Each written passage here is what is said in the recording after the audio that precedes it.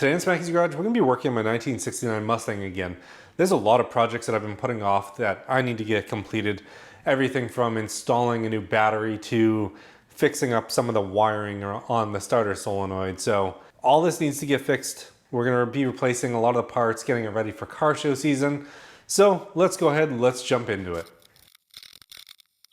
So one of the first things I want to do to this car is I want to replace the battery. I've had the same Duralast battery in this car for probably 5+ years. It doesn't look period correct for the car. It's working completely fine. So it is a good Group 24 battery. It's just doesn't look period correct, and I want to replace it for something more original. So I bought this battery here that's supposed to look like an Autolite one from Jegs, and we're going to go ahead, we're going to plug it in, we're going to test it out. While I'm in there, I need to do a lot of the wiring on the car that needs to get fixed. The MSD box is still connected directly to the battery. I want to try to move some of that onto the starter solenoid over there so it looks a little bit cleaner. So let's go ahead, let's kick it off by starting that project.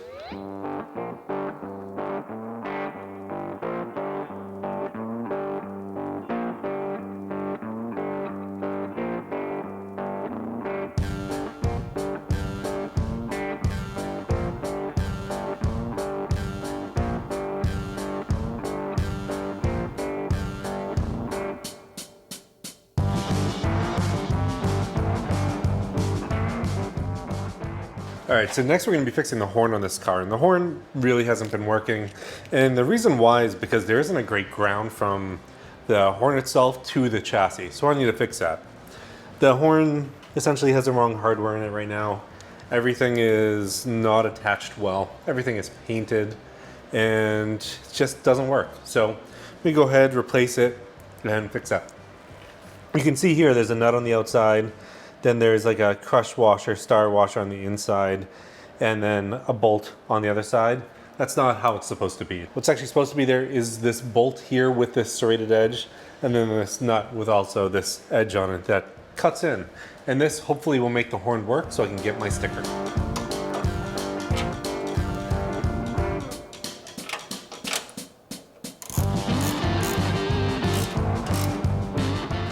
All right, and a quick test of the horn.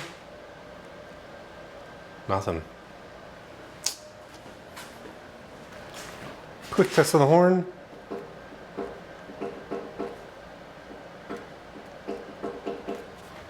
I think my battery's dead. Okay, so the battery is dead, which is unfortunate because I did actually charge it. I don't know what is going on, but let it sit on the charger for a bit, see what we can do. All right, so I've tried this battery a few times. I've completely charged it on the NOCO, didn't work. Charged on the battery tender for a little bit. So the one that I typically use, it got it to 100%, but still not enough energy to start the car, which is weird. So I'm starting to think there's probably some issues with the battery, which is not something I really wanted to deal with, especially being such an expensive battery.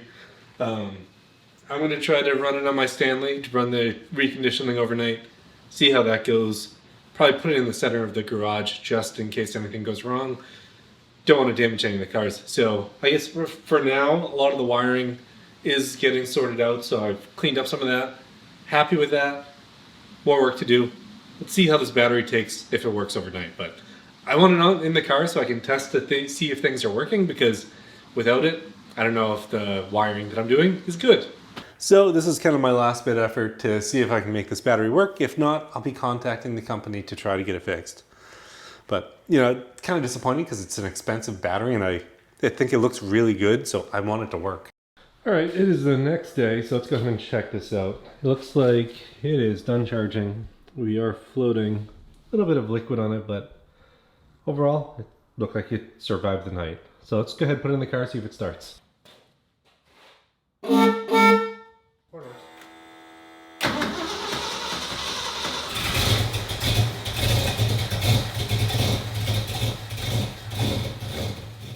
So I guess the battery just needed a little bit more charge before I could go ahead and put it on. It's weird that none of my normal chargers would do it and I had to use this big Stanley one. That has happened to me a few times in the past, but I guess if it's all good now, it's all good now. It was actually not good now. So as I've been working on this, I took it to get ready to get an inspection sticker, and I found out that the battery wasn't charging, and what I found is the alternator was dead. I bought a bunch of extra parts like these voltage regulators, thinking that the voltage regulator is possibly the problem. But I'm running a newer, actually old alternator right now. So let's go ahead, get this new battery in, get the new starter solenoid in, and then we should be on to the next project.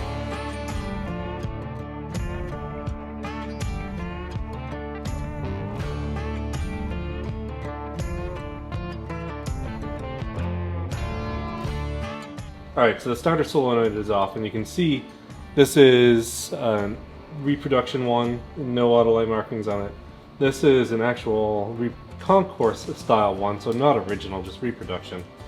But it looks more like the era of that car. So when you get the auto light reproduction, you get the plastics probably a lot closer to the right color, and everything looks significantly better. So this has been on the car for a while, so I'm just going to go ahead and switch over to this one and wire everything up. But I'm probably going to have to do some cleanup of wiring as well there.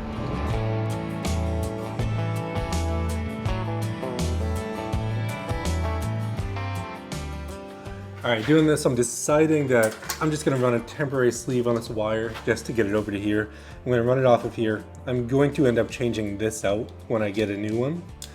And I want to make sure that I get the right ring terminal size and the right stud size. So right wire size, right stud size, and then it's going to go direct here. So it looks like everything should fit and there shouldn't be an issue. I'll just need to clean it up later. Alright, still some wiring work to do to clean everything up, but it does look better than how it was set up before.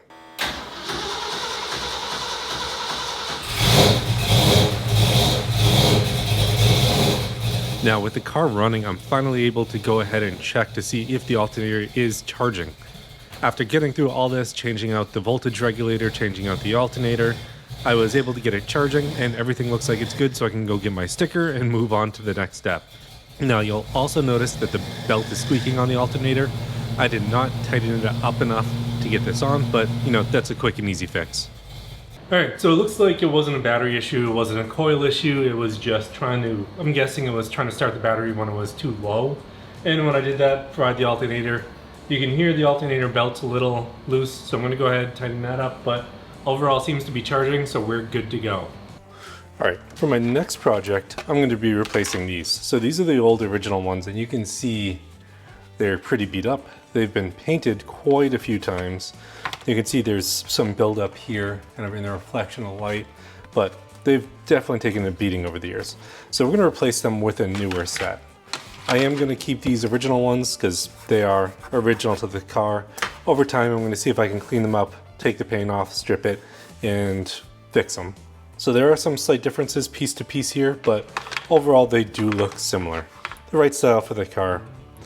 Not exactly OEM, but they're definitely giving me a big upgrade over these shiny ones that I have.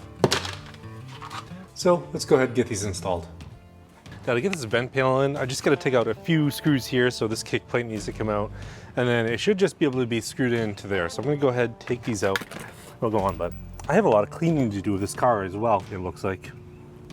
No, I do think this grounding screw here is from something else, so I don't need to worry about that, but it's going to be 2 screw holes, one here, and then one on the other side, and then this should just go right in.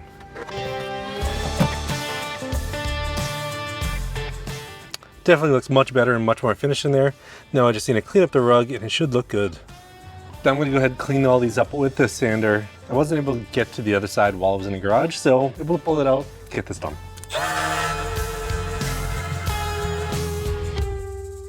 If you could do me one favor and just go ahead and subscribe to this channel and like this video. It really helps push these videos out in the algorithm a lot. And by doing that, it helps me do more cool projects like this 1994 Mustang that we're swapping over the ECU on, or this 69 Mustang that we're doing these projects here on, or all the projects and mods that I'm doing on my F-150. So let's go ahead, let's jump back into the video. Okay, so I made a lot of good progress on the car. You can see the wheels are looking better. I need to do this side again here. These are just, I did these a while ago. This process to clean up the white walls I got from Tony's Fords and Mustangs. Go check out his channel on YouTube. On the battery, this looks so much better than the old one that I was running, the Duralast one. More period correct. The wiring looks significantly better in there, so glad to get that charging thing fixed. And while I was doing that, I do have a new remanufactured alternator up there that's cleaner looking than the one that's in the car right now, so I'll probably swap over to that. I do need to switch out that pulley on there. It is stuck, so I can't get that out. Problem for another day. While I was doing that charging issue, I ended up getting a bunch of extra parts, so I have a bunch of extra voltage regulators just in case that was a problem. So I ended up buying a bunch and getting them sent here just in case I needed one. Tried to see who could get here the quickest. I'm gonna hold on to those because if they ever go, I'll have one. The interior is nice and clean, so I'm really happy with the way that turned out. Kick panels look good on the car. You know, it looks a lot more finished than it does before. And another project I did is I actually got the seat belts through the right place in the seats. Someone on my channel called that out before. Thank you for that. I don't remember who it was, but they're currently coming through the seats where they're supposed to now. But a lot of progress, a lot of projects going on, and I'm looking forward to getting to a few shows in the next few weeks. Thanks for tuning into Smackey's Garage this week. Don't forget to subscribe to the channel, like this video, and I'll see you next time.